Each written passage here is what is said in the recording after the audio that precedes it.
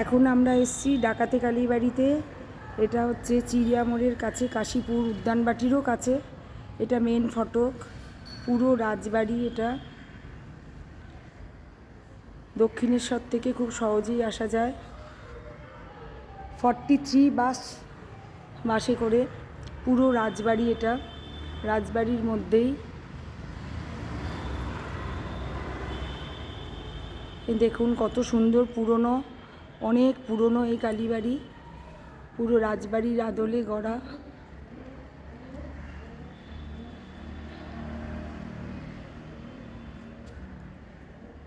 শ্রী বামন দাস মুখোপাধ্যায়, শিল্পপতি ও কয়লাখনি মালিক, এই মন্দিরটি নির্মাণ করেন।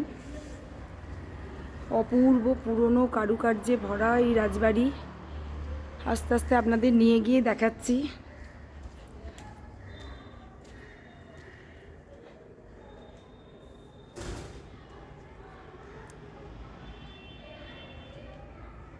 এগুলো আগেকার ঝাড় লণ্ঠন ছিল।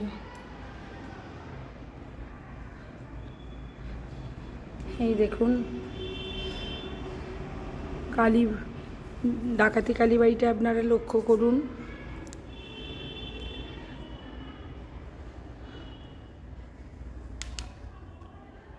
কি সুন্দর মুখ, ছোট্ট বাচ্চা মেয়ের মতো দাঁড়িয়ে আছে। আমরা অনেক কষ্ট করে এই জায়গায় এসেছি। আপনারা যদি পারেন এটা একবার দর্শন করে যাবেন। প্রচণ্ড জাগ্রত এই ঠাকুর। এটা দক্ষিণা কালী, মানে ডান পা এগিয়ে আছে ঠাকুর। ভেতরে শিব মূর্তি আছে, শিবটা অপূর্বভাবে সাজানো। নারায়ণ শিলাও লক্ষ্য করা যাচ্ছে। ওই দিকেও একটা শিব আছে।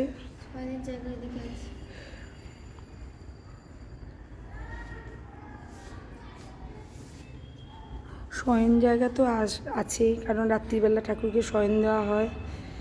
ঠাকুরের মূর্তিটি আবার ভালোভাবে দেখাচ্ছি। কি অপরূপ মূর্তি।